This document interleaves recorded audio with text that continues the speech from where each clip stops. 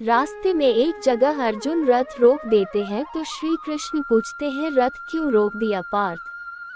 तब अर्जुन श्री कृष्ण के हाथ जोड़कर कहता है जब से मेरे नीलकांतमणि इस जगत के पालनहार को देखा है, मेरी आंखें उसी को खोज रही है।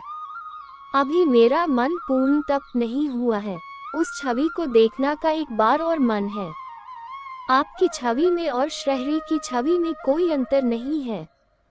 मेरा मन है कि श्रीहरि की छवि में उनकी पूर्ण कलाओं के साथ आप में देखूं। फिर श्री कृष्ण अर्जुन को दिव्य दृष्टि प्रदान करने वही चतुर्भुज रूप के दर्शन कराते हैं। श्री कृष्ण विराट रूप का दर्शन देकर अर्जुन को तत्व ज्ञान के बारे में बताते हैं। फिर वे बताते हैं कि अभी तुम्हें महाभारत का युद्ध लड़ना है। तुम्हारे शरीर की यात्रा पूर्ण होने के बाद तुम पुनः मुझ में लीन हो जाओगे। अभी जो तुम दृश्य देख रहे हो वह मेरी माया के कारण तुम्हारे स्मृति पटल से लुप्त हो जाएगा। अब तुम आंखें बंद कर लो अर्जुन, और अब तुम आंखें खोलते ही तुम खुद को द्वारिका में पाओगे। अर्जुन आंखें बंद करने के बाद तब खोलता है तो उसे समझ में नहीं आता है कि क्या हुआ था। वह खुद को महल में बैठा हुआ पाता है। तभी वह देखता है कि सामने से सुभद्रा दौड़ते हुए उसके पास आ रही है। वह भी उठकर जाते हैं तो सुभद्रा उनसे लिपटकर कहती है आप यमलोक से लौट आए, फिर कभी ऐसी भीषण प्रतिज्ञा न करना, कभी नहीं। फिर सुभद्रा को ध्यान आता है कि ये मैं क्या कर रही हूँ, तो वे अर्जुन से दूर होकर शर्मा जाने लगती हैं। तो अर्जुन पीछे से हाथ पकड़कर कहता है सुभद्रा, अभी अभी तो तुम आए हो और शीघ्र ही चली जा रही हो।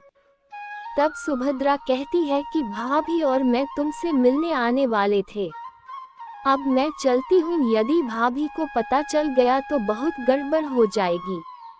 मैं भाभी के साथ फिर आऊंगी। ये सुनकर अर्जुन हाथ छोड़ देता है। सुभद्रा अर्जुन को देखते हुए उल्टे कदमों से जाने ही लगती है। तभी वहां रुक्मिणी आ जाती है और पीछे से कंधे पर हाथ रखकर कहती है हूँ। अच्छा, ये कहते हुए वह हंसती है और कहती है हम दोनों एक साथ देवर जी से मिलने आने वाले थे, परंतु तुम तो पहले से ही यहाँ उपस्थित हो। ये सुनकर सुभद्रा और अर्जुन दोनों ही सकपका जाते हैं। तभी वहां श्री कृष्ण आ जाते हैं और कहते हैं अगर अर्जुन मेरे कक्ष में नहीं आया तो क्या हुआ, लो मैं अर्जुन के कक्ष में आ गया। ये सुनकर रुक्मिणी कहती है अच्छा हुआ जो आप आ गए। देखिए जी, मेरी नंदरानी अर्जुन से चुपके मिलने आती है। ऐसा सुनकर अर्जुन सिर नीचे झुका लेता है। तब श्री कृष्ण कहते हैं हूँ, तो इसका दंड सुभद्रा और अर्जुन दोनों को अवश्य दो। ये सुनकर रुक्मिणी कहती है दंड, कैसा दंड। तब श्री कृष्ण कहते हैं कि ये दोनों एक दूसरे से चुपके से मिलते हैं ना, इसलिए इन दोनों का विवाह हम धूमधाम से करा देंगे।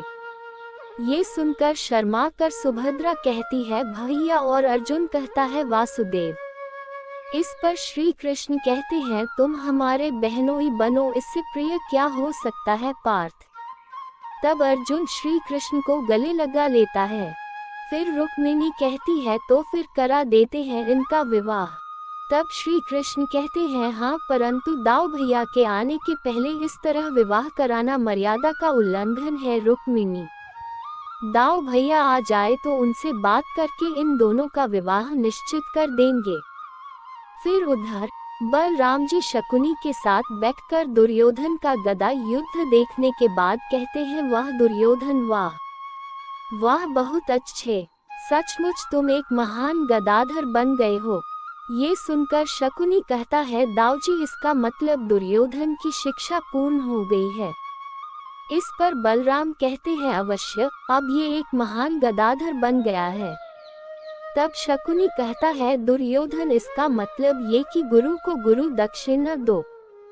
फिर दुर्योधन बलराम के विधिवत रूप से चरण धोकर उन्हें प्रणाम करके कहता है गुरुदेव, आपको मैं क्या दे सकता हूँ, आप तो स्वयं परिपूर्ण है, फिर भी गुरु दक्षिणा के रूप में अपने शिष्य की ओर से तुच्छ उपहार स्वीकार कीजिए गुरुदेव।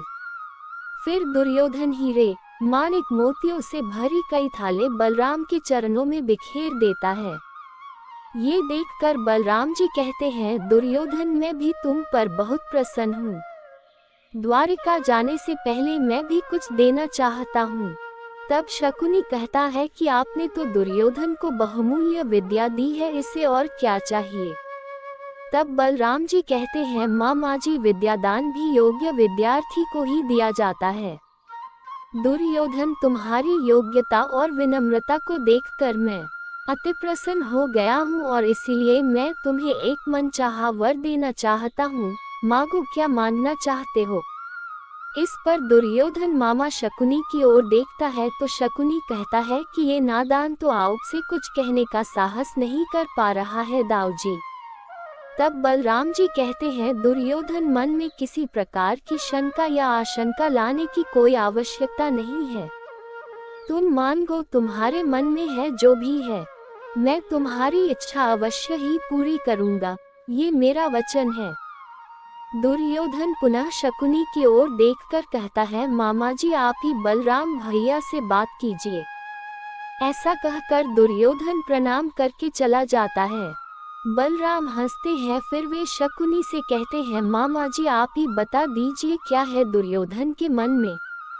ये सुनकर शकुनी कहता है कि वास्तव में कहने का साहस तो मुझ में भी नहीं हो रहा है, सोचता हूँ कि कहीं आप अन्यथा ना लें। दुर्योधन द्वार के पीछे खड़ा होकर यह वार्तालाप सुन रहा होता है। शकुनी की बात पर बलराम हंसते हैं और कहते हैं कि कैसी बातें कर रहे हो मामा जी, आपके मन में क्या है ये साफ साफ बता दीजिए, मैं बिल्कुल अन्यथा नहीं लूंगा। तब शकुनी कहता है कि दुर्योधन की जो इच्छा है वह मैं बता दूंगा, तो आप ये ना समझे कि हमने आपकी सरलता का लाभ उठाया है। इस पर बलराम जी कहते हैं, मैं का दादी नहीं समझूंगा। देखिए मामा जी आप मुझे बताएं कि दुर्योधन क्या चाहता है। हाथी, घोड़े, सोना, चांदी क्या चाहता है वो। तब शकुनी कहता है कि क्षमा कीजिए दाऊजी, ये सब तो उसके पास है ही, कहीं आप क्रोध तो नहीं करेंगे। तब बलराम कहते हैं नहीं। इस पर शकुनी कहता है कि आप ये भी नहीं समझेंगे कि हमने आपका अपमान किया है। तब बलराम कहते हैं, कदापि नहीं समझूंगा मामा जी, परंतु आप ये ऐसी बातें करने से अच्छा है कि मुझे सीधे सीधे बता दें। इस पर शकुनी कहता है कि दाऊजी दुर्योधन की इच्छा है कि वो आपकी बहन सुभद्रा से विवाह करे। ये सुनकर बलराम जी चौंक जाते हैं और कहते हैं, क्या सुभद्रा से विवाह। ये कहकर बलराम जी सोच में पड़ जाते हैं। फिर शकुनी कहता है कि कौरव कुल के बारे में आपको बताने की आवश्यकता नहीं दाऊजी, हस्तिनापुर का युवराज है वो और कल का राजा है और आपका शिष्य भी। यदि यादव कुल और कौरव कुल का मिलाप हो गया तो भारत देश में एक नया युग आरंभ हो जाएगा। हाँ, दुर्योधन द्वार के पीछे खड़ा होकर यह वार्तालाप सुन रहा होता है। बलराम शकुनी बात सुनकर सोच में पड़ जाते हैं। बहुत देर तक सोचने के बाद उनके चेहरे पर मुस्कान आ जाती है और कहते हैं, मामा जी मुझे आपका प्रस्ताव स्वीकार है। यादव कुल और कौरव कुल का मिलाप अवश्य होगा, ये मेरा वचन है। ये सुनकर शकुनी और दुर्योधन अति प्रसन्न हो जाते हैं। उधर ध्यान में बैठे श्री कृष्ण मुस्कुरा रहे होते हैं, तभी रुक्मिणी उनके पास आकर कहती है, जय हो त्रिलोकीनाथ की। प्रभु किन लोकों में घूम रहे हैं, अब तनिक धरती पर भी आ जाइए। ये सुनकर श्री कृष्ण कहते हुए आंखें खोलते हैं और फिर कहते हैं, आपने कुछ कहा। तब रुक्मिणी कहती है, जी मैंने बस इतना ही निवेदन किया है कि बाकी सारे लोग तो कुशल से ही होंगे। इस समय उनकी चिंता छोड़कर इस पृथ्वीलोक पर दृष्टि डालिए, यहाँ की समस्याओं पर भी थोड़ा ध्यान दीजिए भगवान।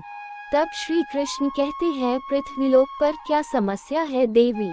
तब रुक्मिणी कहती है, पृथ्वीलोक पर एक द्वारिका नगरी है, उस द्वारिका नगरी की राजकुमारी का विवाह आप अर्जुन से निश्चित कर चुके हैं, तो विवाह की तैयारियां भी करनी होगी कि नहीं।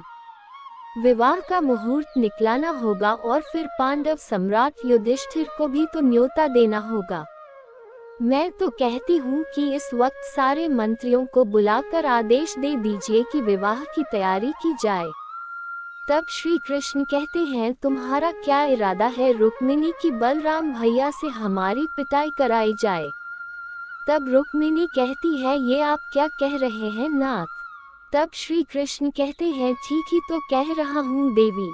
दाऊ भैया की आज्ञा लिए बिना यदि द्वारिका में इस प्रकार की कोई भी घोषणा की गई तो द्वारिका में भूकंप आ जाएगा, भूकंप। सुभद्रा की शादी के बारे में अंतिम निर्णय लेने का अधिकार केवल दाऊ भैया को ही है। सो वह जब तक यहाँ न जाए और स्वयं इस संबंध को स्वीकार न कर ले तब तक इस प्रकार की कोई भी घोषणा नहीं की जा सकती। सो उनके आने की यहाँ प्रतीक्षा तो करना ही पड़ेगी देवी। ये सुनकर रुक्मिणी चिंतित होकर कहती है, इसका क्या अर्थ है। समझो यदि बड़े भैया ने ये संबंध स्वीकार नहीं किया तो आपने जो वचन दिया है उसका तो कोई महत्व ही नहीं रह जाएगा।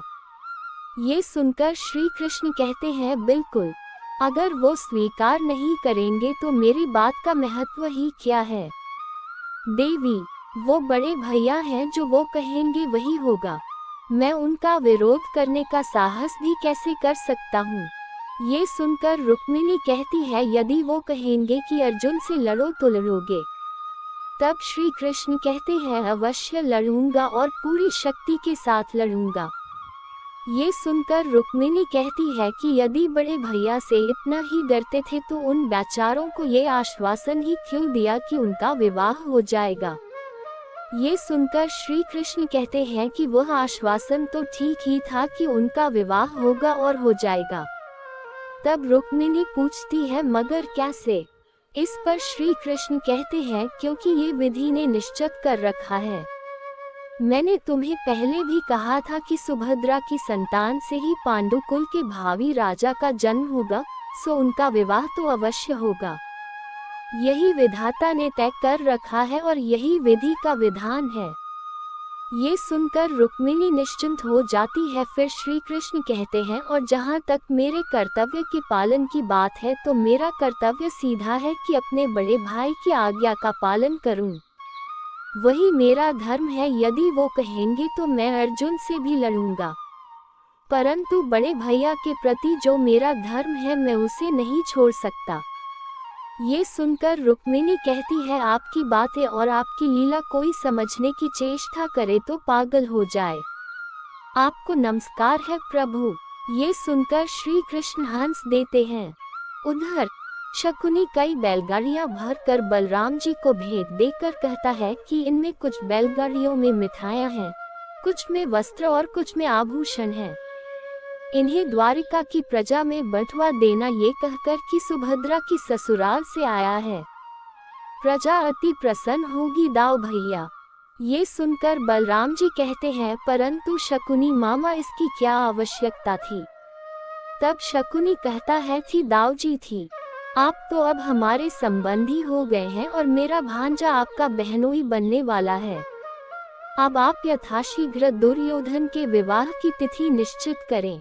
इस पर बलराम जी कहते हैं, अवश्य ही मामा जी। फिर बलराम जी की हस्तिनापुर से धूमधाम से विदाई होती है।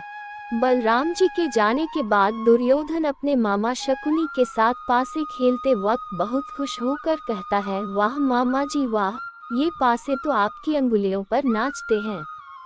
ये सुनकर शकुनी कहता है, ये पासे तो क्या भांजे, पूरा आर्यावर्त मेरी अंगुलियों पर नाचने वाला है, क्योंकि मैंने योजना ही ऐसी बना दी है और उस योजना के प्रमुख पात्र तुम हो। तुम इस बार मैं उसे धूर्त कृष्ण को उसी के घर में परास्त करूंगा। हाँ, तुम तो आनंद करो भांजे सुभद्रा के साथ। तब दुर्योधन कहता है, परंतु मामा जी यदि कृष्ण ने बलराम की बात नहीं मानी तो। तब शकुनी कहता है, कैसी बातें करते हो भांजे, यदि कृष्ण ने ऐसा किया तो पूरी द्वारिका में उथल पुथल हो जाएगी। तुम्हें सुभद्रा प्राप्त होगी भांजे, अवश्य प्राप्त होगी, क्योंकि इस बार मेरे आंकड़ों से वह कृष्ण बचकर नहीं निकल सकता भांजे, नहीं निकल सकता। ऐसा कहकर शकुनी अपने हाथ के पासे भूमि पर फेंक देता है और कहता है, शकुनी नाम है मेरा शकुनी। ये कहकर शकुनी हंसने लगता है। उधर द्वारिका में बलराम जी के आगमन का धूमधाम से स्वागत होता है। श्री कृष्ण दाऊ भैया के पैर छूकर उनके गले लगते हैं तो रुक्मिणी अर्जुन से कहती है, ये दोनों दो शरीर और एक प्राण है। फिर कई बैलगाड़ियों को देखकर श्री कृष्ण कहते हैं, ये सब क्या है दाऊ भैया। तब बलराम जी कहते हैं, ये अरे कन्हैया, ये सुभद्रा की ससुराल की ओर से द्वारिका वासियों के लिए भेंट है। ये सुनकर श्री कृष्ण का चेहरा उतर जाता है। तब बलराम जी सेवकों से कहते हैं, सुनो, ये सब नगर में बांट दो और घोषणा कर दो कि सुभद्रा की ससुराल से मिठाई आई है। ये सुनकर श्री कृष्ण कहते हैं, सुभद्रा की ससुराल, ये क्या कह रहे हो दाऊ भैया। तब बलराम जी कहते हैं, कन्हैया, मैंने सुभद्रा का विवाह निश्चित कर दिया है। तब श्री कृष्ण आश्चर्य से पूछते हैं, किसके साथ। इस पर बलराम जी कहते हैं, दुर्योधन के साथ। ये सुनकर श्री कृष्ण आश्चर्य से कहते हैं, दुर्योधन के साथ, बात पक्की हो गई है क्या। तब बलराम जी कहते हैं, हाँ कन्हैया, उन्होंने मुझसे कन्या की मांग की और मैंने उसे स्वीकार करके तत्काल वचन दे दिया। भला इतना अच्छा रिश्ता मैं कैसे जाने देता। ये सुनकर श्री कृष्ण दुखी होकर कहते हैं, ये रिश्ता अच्छा है कि नहीं, प्रश्न इस बात का नहीं है दाऊ भैया। इस पर बलराम जी कहते हैं, तो क्या कहना चाहते हो कन्हैया, मैंने कोई भूल की है। क्या चाहते हो कन्हैया बोले। इस पर श्री कृष्ण कहते हैं, मैं तो केवल इतना कहना चाहता हूँ दाऊ भैया कि किसी भी कन्या का विवाह किससे किया जाए उसका निर्णय लेने से पहले उसकी सहमति लेना आवश्यक है। हाँ, कहने से पहले हमें एक बार सुभद्रा से पूछ लेना चाहिए था दाऊ भैया। इस पर बलराम जी कहते हैं कि मुझे उसकी आवश्यकता नहीं लगी कन्हैया। देखो कन्हैया, हाँ कहने से पहले मेरे मन में भी क्षण भर के लिए ये विचार आया, परंतु दूसरे ही क्षण मेरे मन में विचार आया कि मैं सुभद्रा को किसी अंधे कुएं में तो नहीं धकेल रहा हूँ, बल्कि मैं उसे विशाल कौरव साम्राज्य की महारानी बनाने जा रहा हूँ, समझे। ये कहकर बलराम हंसते हैं और श्री कृष्ण को महल में चलने का कहते हैं। फिर भीतर जाने के रास्ते में श्री कृष्ण और बलराम के बीच इस विवाह को लेकर कई तरह के तर्क वितर्क होते हैं। तभी सामने से रुक्मिणी, सुभद्रा और अर्जुन आ जाते हैं। तीनों दाऊ भैया को प्रणाम करते हैं। फिर सुभद्रा कहती है, कितने दिन लगा दिए भैया। तब बलराम जी कहते हैं, सुभद्रे, मेरे इतने दिनों तक वहाँ रहने का एक कारण ये था कि मैं तुम्हारा ही काम कर रहा था। ये सुनकर सुभद्रा कहती है, मेरा काम? मेरा कौन सा काम कर रहे थे आप। तब बलराम कहते हैं कि मैं तुम्हारे विवाह का प्रबंध कर रहा था। ये सुनकर सुभद्रा, अर्जुन और रुक्मिणी चौंक जाते हैं। ये सुनकर सुभद्रा आशंकित होकर कहती है, मेरे विवाह का। तब बलराम जी हंसते हुए कहते हैं, फूटने लगे ना लड्डू मन में। और अगर ये सुनोगी कि विवाह किसके साथ निश्चय हुआ है तो होश उड़ जाएंगे, होश पैर धरती पर नहीं पड़ेंगे। और अर्जुन भी ये सुनकर खुश हो जाएगा कि जिस कुरुवंश का वह वंशज है उसी के कुरुवंश में इसका विवाह तय कर दिया है। ये सुनकर रुक्मिणी आश्चर्य से पूछती है, कुरुवंश में। तब बलराम जी कहते हैं, हाँ, कुरुवंश के सम्राट महाराज धृतराष्ट्र के पुत्र युवराज दुर्योधन के साथ मैंने इसका विवाह निश्चित किया है। ये सुनकर सुभद्रा अवाक रह जाती है और अर्जुन को भी जोर का झटका लगता है और रुक्मिणी भी अचंभित हो जाती है। तब बलराम जी प्रसन्नता से कहते हैं, अब हमारी छुटकी हस्तिनापुर के विशाल साम्राज्य की महारानी बनेगी। ये सुनकर सुभद्रा को चक्कर आने लगते हैं तो रुक्मिणी हाथ पकड़कर उन्हें अपने कक्ष में ले जाती है। ये देखकर बलराम जी हंसते हुए कहते हैं, कन्हैया, मैंने कहा नहीं था कि इसके होश उड़ जाएंगे, देखो वैसा ही हुआ है। फिर बलराम जी अर्जुन से कहते हैं, अर्जुन भाई, तुम्हें भी बधाई हो कि द्वारिका की राजकुमारी का विवाह तय तुम्हारे बड़े भाई दुर्योधन के साथ हुआ है। महाराज युधिष्ठिर को तत्काल इस शुभ समाचार की सूचना भेजो। अर्जुन निराश होकर कहती है जी जो आज्ञा। जय श्री कृष्ण।